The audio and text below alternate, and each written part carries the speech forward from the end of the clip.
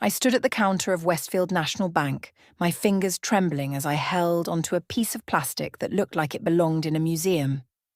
The bank card was so old that the numbers on the front had faded, and the magnetic strip on the back had a visible scratch running through it. I felt embarrassed just holding it. "I'm sorry to bother you with this," I said quietly to the banker behind the counter. "It's really old. My father gave it to me a long time ago. I just want to see if there's anything on it. Maybe a few dollars?" The banker, whose name tag read Mr. Banks, gave me a polite smile. He was an older man with grey hair and glasses that sat low on his nose. He looked like he'd been working at this bank since before I was born. "No problem at all, ma'am," he said kindly. "Let's see what we can find." He took the card from my hand and examined it closely, turning it over twice. Then he swiped it through his card reader. I watched his face, expecting him to tell me the card was too old to read or that the account had been closed years ago. Instead, his expression changed completely. The colour drained from his face like someone had pulled a plug. His eyes went wide behind his glasses and his mouth fell open slightly. He looked at the computer screen, then at me, then back at the screen. "Ma'am," he said, and his voice cracked. He cleared his throat and tried again. "Ma'am, I need you to... Could you please come behind the counter, right now?" My heart dropped into my stomach. "What? Why? Is something wrong? Please, just come with me." He wasn't asking anymore. He was almost begging. His hands were shaking as he lifted the partition that separated the customers from the bank employees. Everyone in the bank turned to stare. A woman with a baby gave me a concerned look. An elderly man whispered something to his wife. I felt my face burning with shame. What had I done? Was I in trouble? Did my father do something illegal? Was this card stolen? 2 security guards appeared from somewhere, walking quickly toward us. I felt panic rising in my chest. "I don't understand," I whispered. "Please, I didn't do anything wrong." But Mr. Banks was already guiding me through a door marked private and down a hallway. My legs felt weak. The security guards followed us. I wondered if they were going to arrest me. My mind raced through possibilities. Maybe my ex-husband Richard had somehow set me up. Maybe this was another one of his cruel tricks. We entered a small office and Mr. Banks practically pushed me into a chair. He sat down at the computer, typed something, and stared at the screen with an expression I couldn't read. It wasn't anger. It wasn't suspicion. It was something else entirely. Something that looked almost like fear mixed with disbelief. "Ma'am, I need to verify your identity," he said, his voice tight. "Can you show me your driver's license?" My hands shook so badly I could barely open my wallet. I pulled out my license and handed it to him. He studied it carefully, comparing the name to something on his screen. Then he asked me questions. My mother's maiden name, my date of birth, my father's full name, where I was born. I answered each one, my voice barely above a whisper. But let me tell you how I got to that moment. Let me tell you about the 3 days before I walked through those bank doors, before my entire life turned upside down. 3 days earlier, I had been standing on the sidewalk outside what used to be my home. It was a beautiful house with white shutters and a garden I'd planted myself. I'd spent 12 years in that house, 12 years making it perfect. 12 years believing I was building a life with someone who loved me. Richard stood in the doorway, his arms crossed over his chest. Behind him, I could see her, Leslie, his business partner, his mistress. The woman who'd been smiling at me at dinner parties while secretly destroying my marriage. She was already touching the curtains I'd chosen, already making herself at home in my space. "Clara, you need to leave now," Richard said. His voice was cold, like he was talking to a stranger. "The lawyers made everything clear. The house is in my name. The cars are in my name. The bank accounts are in my name. You signed the papers. It's done." "But I don't have anywhere to go," I said, hating how small my voice sounded. "Richard, please. We were married for 12 years. I gave up my career for you. I supported your business. And I gave you 12 years of a comfortable life, he interrupted. We're even. Now go. Leslie appeared beside him, wrapping her arm around his waist. She looked at me with fake sympathy. It's really for the best, Clara. You'll see. Sometimes people just grow apart. I wanted to scream. I wanted to throw something. But I was so tired. So completely exhausted from months of fighting, months of lawyers and papers and lies. I picked up my single suitcase, one suitcase to hold 12 years of my life, and walked away. I had $43 in my purse. That was it. Everything else was gone. I found a motel on the edge of town. It was the kind of place where you pay by the week and try not to look too closely at the stains on the carpet. The room smelled like old cigarettes and something else I couldn't identify. The air conditioner rattled but barely worked. At night, I could hear people arguing through the thin walls. On my second night there, I couldn't sleep. The mattress was lumpy and my mind wouldn't stop spinning. I kept thinking about what I was going to do, how I was going to survive. I had no job, no money, no family to call. My sister Judith and I hadn't spoken in 8 years.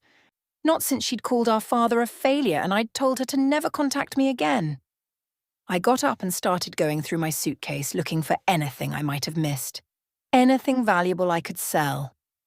That's when I found the envelope. It was yellowed with age, tucked into the inner pocket of an old jacket. I pulled it out and stared at my father's handwriting on the front. For my Clara. When the world gets hard. My eyes filled with tears. My father had died 17 years ago when I was 19. He'd been a building superintendent, spending his days fixing broken toilets and replacing light bulbs in a rent-controlled apartment building downtown. He'd never had much money. He wore the same 3 shirts in rotation. He walked everywhere because he said bus fare was wasteful. When he died, there'd barely been enough money for a simple funeral. I opened the envelope carefully. Inside was a bank card and a small note in his familiar handwriting. Clara, keep this safe. Use it when you really need it. I love you. Dad. I turned the card over in my hands. It looked ancient. I'd completely forgotten about it. He'd given it to me a few weeks before he died, pressing it into my hand with that serious expression he got sometimes. I'd been 18, about to start college, and I'd tucked it away and forgotten about it after he passed. Through college, through meeting Richard, through getting married and moving away, the card had just travelled with me, buried in old belongings. I figured there might be $50 on it, maybe $100 if I was lucky. Enough for a few more nights in this terrible motel. Enough to buy some time while I figured out what to do next. The next morning I walked to Westfield National Bank. I'd passed it dozens of times but never been inside. It was one of those old, impressive buildings with marble columns and heavy brass doors. I almost turned around. I felt so small, so out of place in my worn jeans and wrinkled shirt. But I was hungry. I'd been eating crackers and peanut butter for 2 days because that was all I could afford. So I forced myself through those doors. The bank was busy. People in business suits walked past me like I was invisible. I got in line behind a man wearing an expensive watch and a woman carrying a designer purse. I clutched my father's old card and waited. When it was finally my turn, I approached Mr. Banks and apologized before I even handed him the card. And that's when everything changed. Now I sat in his office, watching him stare at his computer screen with that strange expression on his face. The security guard stood by the door. Mr. Banks looked at me, and I saw something in his eyes that I couldn't quite understand. "Mrs. Morton," he said slowly, "I need to ask you, did your father ever discuss his finances with you?" "My father's finances," I repeated, confused by the question. "Mr. Banks, my father was a building superintendent. He fixed broken heaters and mopped floors. He didn't have finances to discuss." Mr. Banks took off his glasses and rubbed his eyes. When he put them back on, he looked at me with something that might have been pity, or maybe it was respect. I couldn't tell. "Mrs. Morton, I've worked at this bank for 30 years, he said quietly. "I've seen a lot of things, but I've never seen anything quite like this." He turned his computer screen toward me. Please look at this carefully. I leaned forward and squinted at the screen. There were numbers, lots of numbers, account information, transaction history. And then I saw the balance at the bottom. My brain couldn't process what I was seeing. The numbers didn't make sense. There were too many of them. I counted the digits twice, then a third time. That can't be right, I said, my voice barely working. That's a mistake. You made a mistake. There's no mistake, Mr. Banks said gently. I've checked 3 times. I had my supervisor check. The account is real and it's yours. But that says... I stopped, unable to say the number out loud. That says $47 million. The room tilted sideways. I gripped the edge of the desk to steady myself. One of the security guards took a step forward, probably worried I was going to faint. Maybe I was. Mrs. Morton, breathe, Mr. Banks said. He pushed a glass of water toward me. I know this is a shock. A shock. He called $47 million a shock. I started laughing, but it came out wrong, almost like crying. This has to be a mistake. My father didn't have money. We were poor. We ate pasta 4 nights a week. He patched his work boots with duct tape because he couldn't afford new ones. Your father was a very careful man, Mr. Banks said. He pulled up another screen and gestured for me to look. 25 years ago, your father owned a small piece of land. Do you know anything about this? I shook my head. My father never owned anything. We rented our apartment. According to these records, he inherited a plot of land from his uncle. It was in a part of the city that nobody wanted back then. Industrial area, warehouses, nothing special. Mr. Banks scrolled through documents on his screen. A developer approached your father wanting to buy it. They were planning something big, but the land was crucial to their project. I listened, still not understanding how this connected to the impossible number on that screen. Your father sold the land, Mr. Banks continued, but he was smart about it. Instead of just taking a one-time payment, he negotiated a contract. He would get 5% of all future profits from anything built on that land. The developer agreed because they thought the percentage would amount to almost nothing.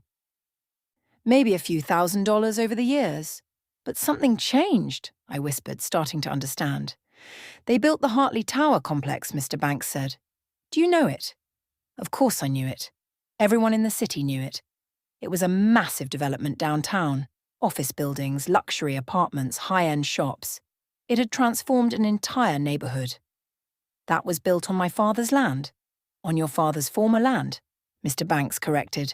And for 20 years, 5% of the profits from that complex have been deposited into a trust account. An account that was set to transfer to you when you turned 18. My hands were shaking so badly I had to clasp them together. But I'm 35. Why didn't I know about this? Mr. Banks pulled up more documents. The bank sent notification letters when you turned 18, but they went to your father's old address. According to our records, you'd moved by then. You were in college. I nodded slowly. I got a dorm room, then an apartment with roommates. I never updated any addresses because I didn't have any bank accounts or anything that needed updating. The letters were returned as undeliverable, Mr. Banks explained. The account remained dormant. The money kept accumulating, growing, collecting interest. For 17 years, it's just been sitting here waiting for you. I stood up suddenly, the chair scraping against the floor. This doesn't make sense. If my father had this arrangement, if money was coming in, why did we live the way we did? Why did he work such a hard job? Why did we struggle? I can't answer that, Mr. Banks said softly. But from what I can see in these records, your father never touched the money. Not once. Every deposit went straight into the trust for you. He set it up so that no one could access it except you. Not his creditors, not his family members, and especially not any spouse you might have. The word spouse hit me like cold water.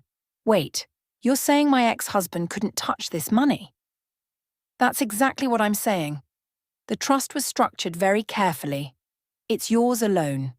Under law, it couldn't be considered a marital asset because it was an inheritance held in an irrevocable trust with you as the sole beneficiary. Your ex-husband would have had no legal claim to it even during the marriage. I sat back down, my mind reeling. Richard. The divorce. The way he'd taken everything and left me with nothing. Had he known about this? Mrs. Morton, I need to tell you something else, Mr. Banks said, his expression growing serious. This account has security flags on it. 3 months ago, someone made an inquiry about it. They used your name and social security number, but they weren't you. We denied the request and flagged the account. My stomach twisted. 3 months ago, that was right before Richard filed for divorce. I can't speculate about that, Mr. Banks said carefully, but I can tell you that whoever made that inquiry was trying to find information about any accounts in your name. They were fishing, looking for assets. Richard had hired a private investigator. I remembered seeing the charges on our credit card bill before he'd cut me off from everything. He'd claimed it was for business, but he'd been investigating me, looking for anything he could take.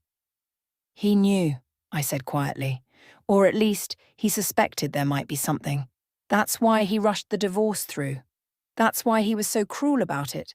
He wanted me desperate and broken so I'd never think to look for this. Mr. Banks didn't confirm or deny my theory. He just looked at me with those sad, understanding eyes. What do I do now? I asked. I don't understand any of this. I don't know how to handle this kind of money. First, I'm going to set you up with our private wealth management team, Mr. Banks said. They'll help you understand your options. But Mrs. Morton, you need to get a lawyer, a good one. If your ex-husband gets wind of this, he might try to challenge the divorce settlement. But you said he has no legal claim. He doesn't, but that doesn't mean he won't try. People do strange things when this much money is involved. Mr. Banks handed me a business card.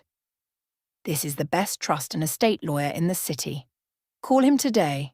Tell him I referred you. I took the card with numb fingers. Everything felt surreal, like I was watching this happen to someone else. Can I ask you something? I said quietly. Why did my father do this? Why did he live in poverty when he could have used some of this money? Why did he sacrifice so much? Mr. Banks smiled sadly. I think he wanted you to have a choice. A real choice. The kind of choice that only comes with freedom. And he knew that if anyone found out about this money, including you, everything would change. People would treat you differently. Maybe your ex-husband would have married you for the wrong reasons. Maybe your life would have been different in ways your father couldn't predict. I thought about my father, living in that tiny apartment wearing those same 3 shirts, walking everywhere in his patched boots, all while knowing he had millions sitting in a bank, all so I could have this moment, this chance. He gave me a gift, I whispered. Yes, Mr. Banks agreed. He gave you freedom. I left the bank through a private exit that Mr. Banks showed me. He said it would be better if I avoided the main lobby where people might be curious about why I'd been escorted to a private office. I walked for blocks without really seeing where I was going. My mind couldn't hold on to a single thought. Every time I tried to process what had just happened, the information slipped away like water through my fingers. $47 million. The words didn't feel real.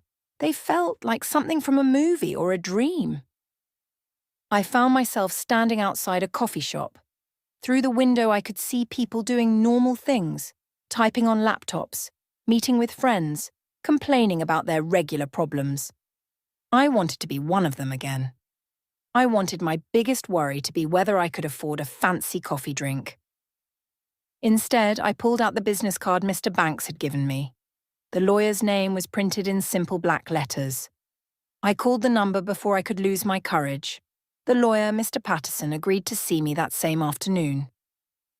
His office was in one of those tall glass buildings downtown that I'd always felt too intimidated to enter.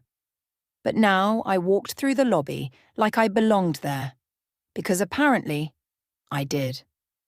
Mr. Patterson was younger than I expected, maybe in his early 40s, with sharp eyes that seemed to see right through me. I told him everything. About Richard, about the divorce, about the bank account, about my father. He listened without interrupting, taking notes on a yellow legal pad. When I finished, he was quiet for a long moment. "Mrs. Morton," he finally said, "I need to tell you something, and you're not going to like it." My stomach dropped. "What?" "I'm going to need to investigate your divorce more carefully, but based on what you've told me, I believe your ex-husband knew about this account, or at least, he knew something existed." "But how could he know?" "I didn't even know." Mr. Patterson pulled out his phone and made a quick call. He asked someone to pull court records and private investigator reports. Then he looked at me seriously. "You said he hired a private investigator 3 months before filing for divorce. Private investigators don't come cheap. Why would someone spend that kind of money unless they thought there was something valuable to find?" Over the next 2 hours, Mr. Patterson and his team worked like detectives. They pulled records, made phone calls, sent urgent emails, and slowly a picture began to form. Richard's lawyer had accessed public property records. They'd traced my father's name. They'd found the old land sale. They'd discovered the profit-sharing agreement. They knew money had been going somewhere. What they couldn't find was where. The trust account was protected by privacy laws, but they knew enough to guess. "Your ex-husband filed for divorce knowing you might have access to significant funds," Mr. Patterson explained, "but he also knew the account was protected. He couldn't claim it in the divorce because of how the trust was structured. So he did the next best thing. He took everything he legally could, left you with nothing, and waited." "Waited for what?" "For you to discover the money and voluntarily come to him.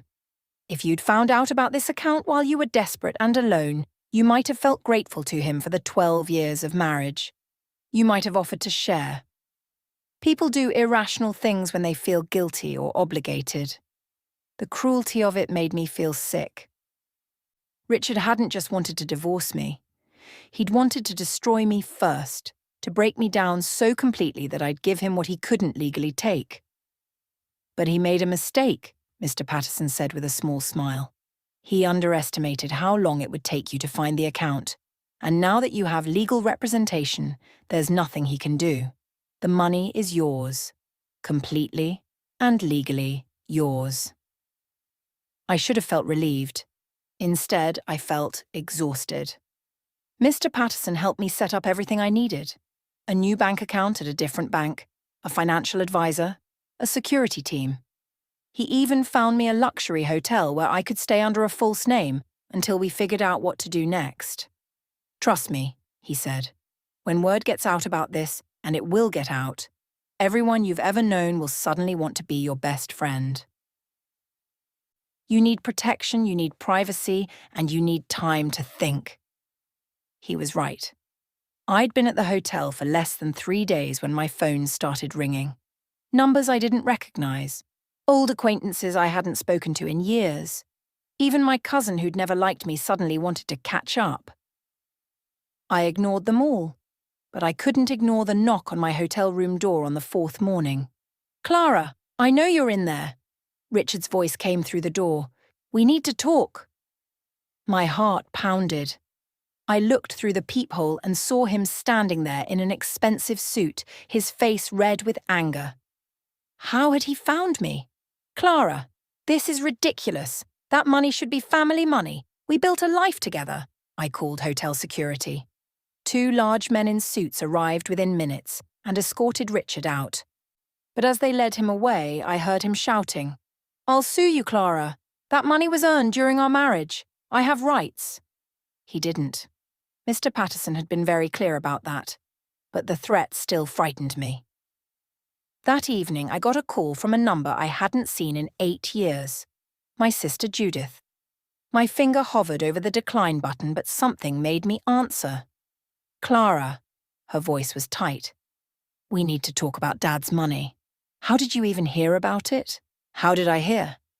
She laughed, but it wasn't a happy sound. "It's all over town, Clara. People are talking.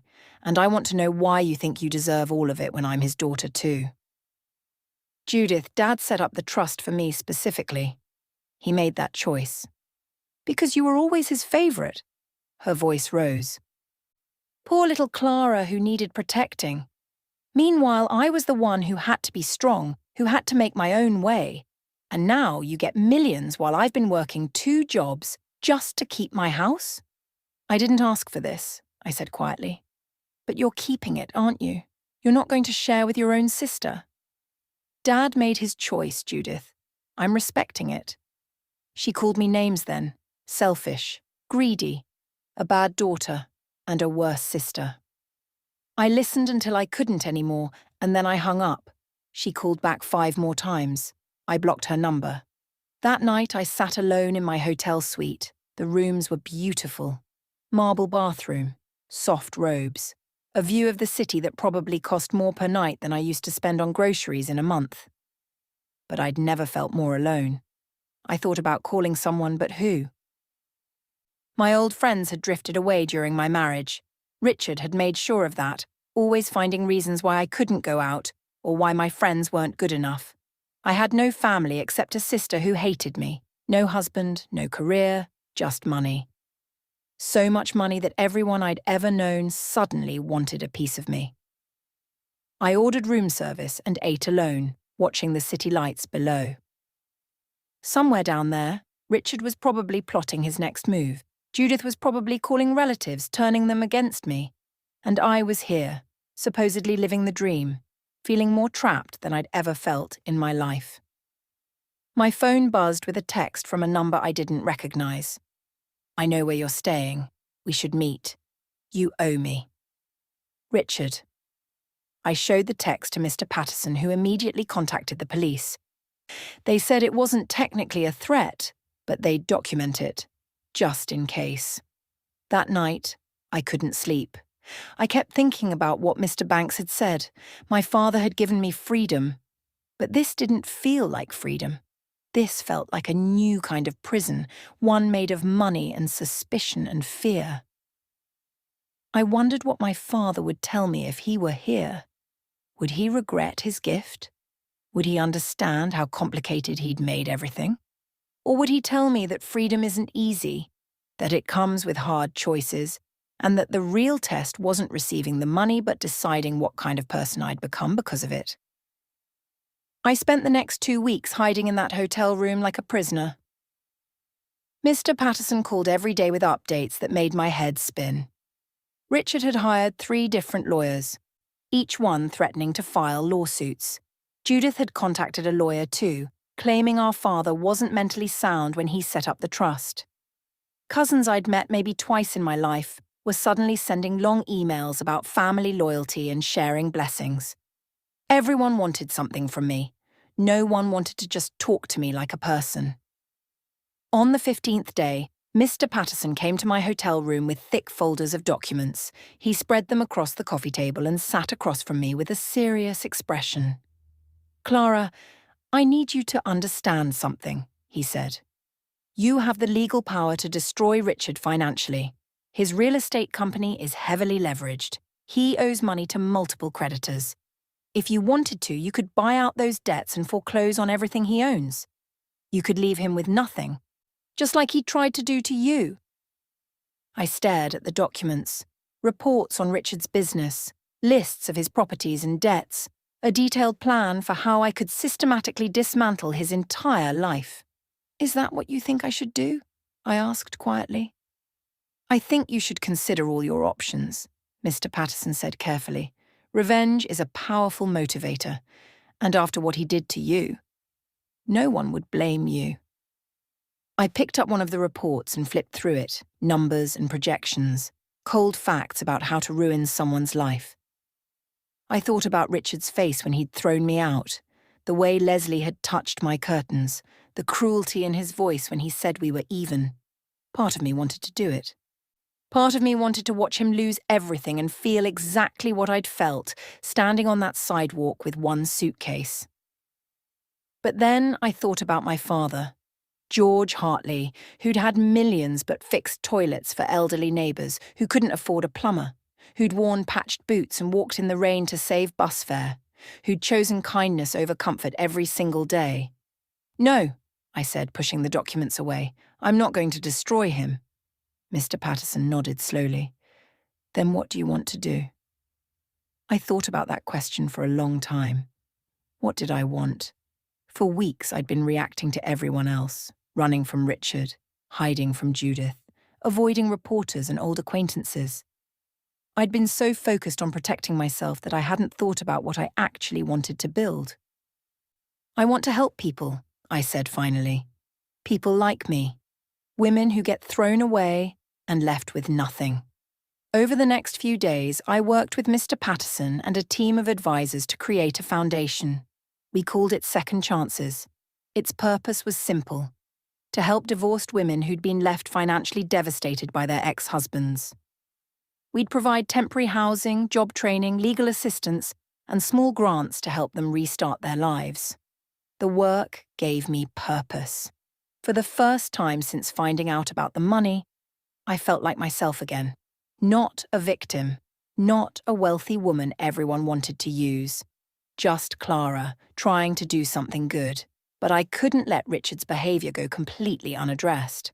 Not for revenge, but because he was still hurting people. I asked Mr. Patterson to investigate Richard's business practices. What we found shocked even the lawyers. Richard and Leslie had been cutting corners for years. They'd been hiding major defects in properties they sold, inflating property values to get bigger loans, paying off inspectors to overlook code violations. They'd sold at least a dozen homes to families who had no idea they were buying properties with serious structural problems. One family had bought a house with a cracked foundation that Richard's company had simply covered with fresh concrete. Another had purchased a condo where the balcony was barely attached to the building. These weren't small mistakes. These were dangerous, deliberate frauds that could get people killed. "This isn't about you anymore," Mr. Patterson said when he showed me the evidence. "This is about protecting innocent people from criminals." He was right. This wasn't revenge. This was doing what was right. We compiled everything and submitted it to the state's Real Estate Commission and the district attorney's office. We did it anonymously. I didn't want credit. I just wanted it stopped. Within a week, investigators raided Richard's office. I watched the news coverage from my hotel room, seeing Richard and Leslie being led out in handcuffs for questioning. They weren't arrested that day, but the investigation had begun. Richard's business license was immediately suspended. My phone rang an hour later. It was Richard.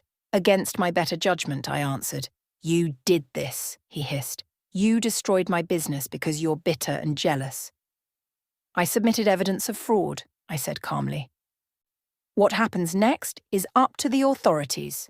Those families signed contracts. They accepted the properties as is. This is a witch hunt."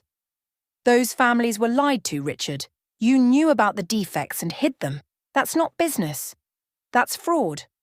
"I'll fight this," he said. "And when I do, I'm coming after you. I'll sue you for everything you have.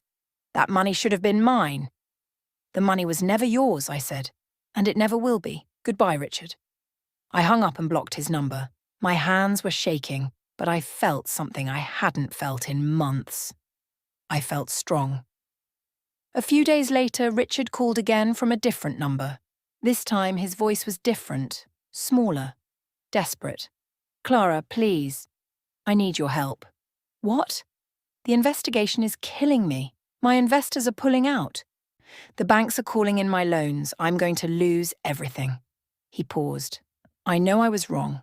I know I hurt you. But please, you have the resources to help me. We were married for 12 years. That has to count for something." I thought about those 12 years, the good times before everything went bad. The man I'd fallen in love with before greed and ambition changed him.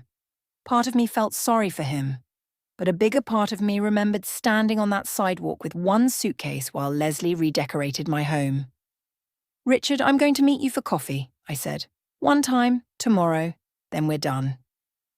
We met at a small cafe, far from anywhere we used to go.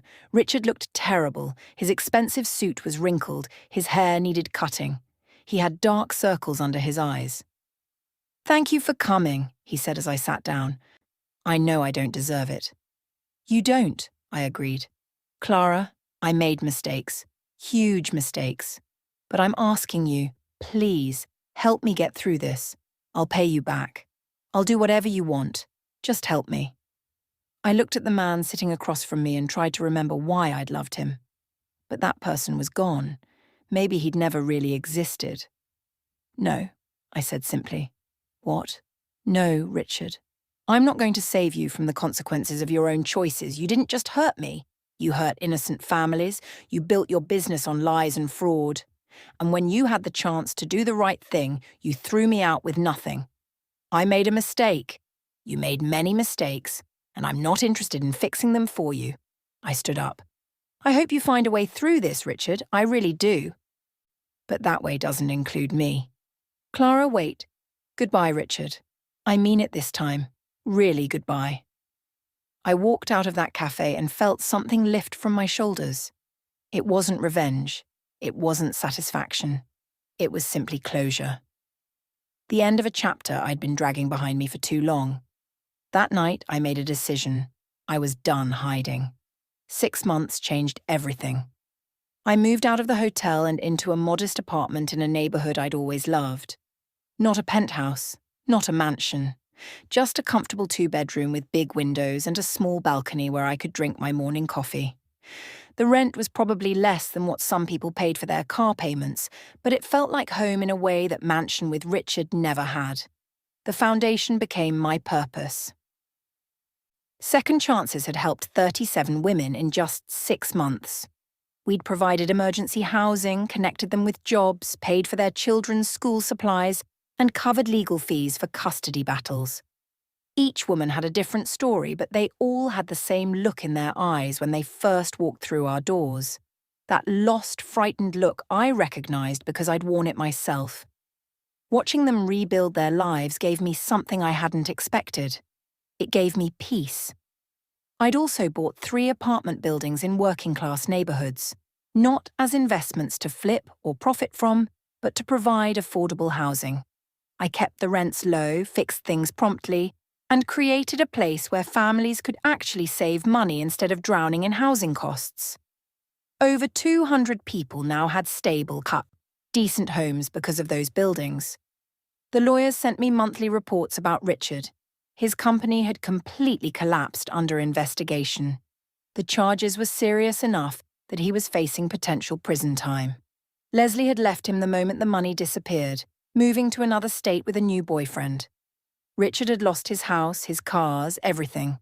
Last I heard, he was living in a small apartment and working at his brother's car dealership. I felt nothing when I read those reports.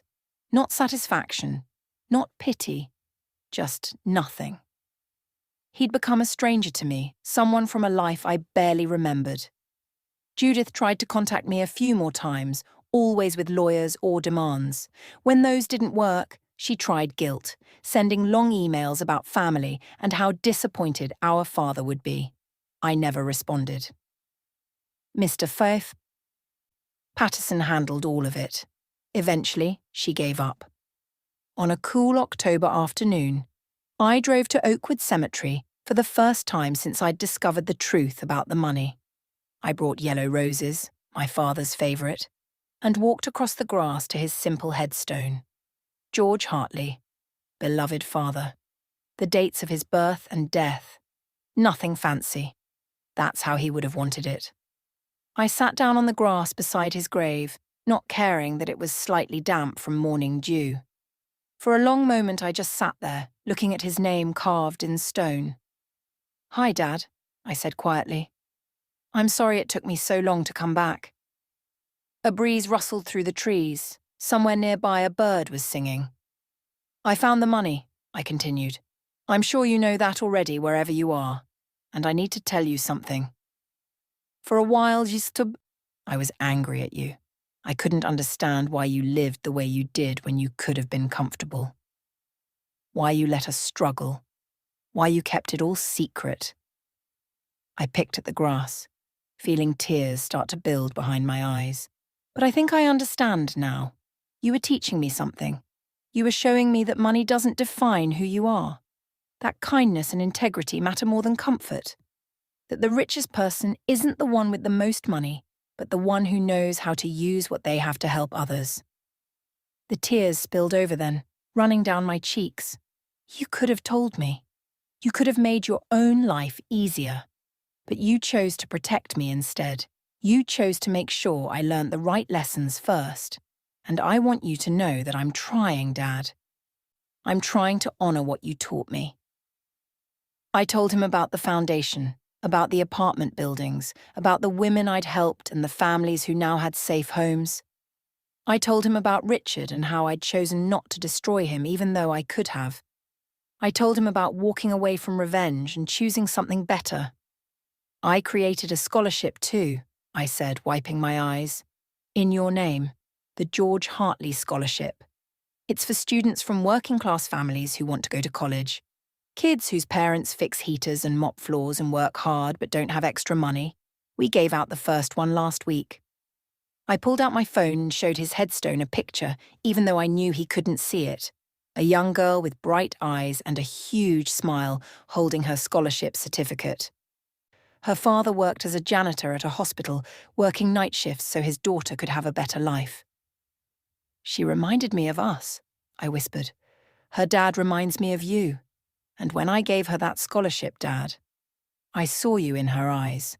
That same hope, that same determination, that same belief that hard work and kindness matter. I stayed there for a long time talking to him about everything and nothing. About how I was learning to manage the money responsibly. About the friends I'd reconnected with, the real ones who liked me before they knew about the fortune. About how I was thinking of going back to school, maybe studying social work so I could help people even better. I'm not going to waste what you gave me, I promised. Not the money and not the lessons. You gave me freedom, Dad. Real freedom. The freedom to choose who I want to be, and I choose to be like you. As I stood to leave, I placed the roses against his headstone. Thank you, I said simply, for everything, for the sacrifice, for the love, for believing I'd figure it out eventually. I love you, Dad. I always will. I walked back to my car feeling lighter than I had in months, maybe years. The next week I attended the scholarship award ceremony at the community college. There were parents there, proud and teary-eyed, watching their children receive opportunities they'd never had themselves. I shook hands with each student, looking them in the eyes and telling them to work hard and never forget where they came from. The young woman whose father was a janitor came up to me afterward. "Thank you, Ms. Morton," she said, her voice shaking with emotion. This scholarship means everything to my family. My dad works so hard and now he doesn't have to worry about how to pay for my school. I promise I'll make you proud. I took her hands in mine. You don't need to make me proud. Make yourself proud. And someday, when you're able, help someone else the way someone helped you. That's all I ask. She nodded, tears in her eyes, and hugged me. Her father approached then. A man with calloused hands and kind eyes wearing his best suit that had probably been bought from a thrift store. "Thank you," he said, his voice thick. "You don't know what this means. My daughter, she's so smart. She deserves this chance." "My father worked hard too," I told him. "Just like you. He taught me that the best thing you can give someone isn't money. It's opportunity. Your daughter has opportunity now. The rest is up to her." That evening, I stood at the window of my apartment, looking out at the city lights. I thought about the woman I'd been 6 months ago, standing in that bank with a worn card and $43 to her name. That woman had been broken, lost, and afraid. She was gone now. In her place was someone stronger, someone who understood that wealth wasn't measured in dollars, but in the lives you touched and the good you created. Someone who knew that the best revenge wasn't destroying your enemies, but becoming someone they could never touch. I thought about Richard, probably bitter and angry somewhere, blaming everyone but himself for his failures. I thought about Judith, still resentful and jealous. They were trapped in their own prisons of anger and greed. But I was free, truly free. Not because I had money, but because I'd learned what really mattered. My phone buzzed with a text from one of the women at the foundation. She'd just gotten her first paycheck from her new job. She was crying happy tears. She wanted me to know that she was going to make it, that her kids were going to be okay. I smiled and typed back congratulations. Then I looked back out at the city, at all those lights representing all those lives, all those stories, all those people just trying to make it through another day. Somewhere out there were more women who needed help, more families struggling to keep roofs over their heads, more young people who deserved a chance, and now I had the resources to help them. Not because I was special or deserved it more than anyone else, but because my father had made a choice 17 years ago. He'd chosen to give me not just money, but a responsibility, a purpose. I wasn't going to let him down. I picked up my laptop and opened my notes. I'd been working on plans to expand the foundation to 3 more cities, to buy 2 more apartment buildings, to increase the scholarship fund. There was so much work to do, so many people to help. For the first time in my entire adult life, I knew exactly who I was and what I was meant to do.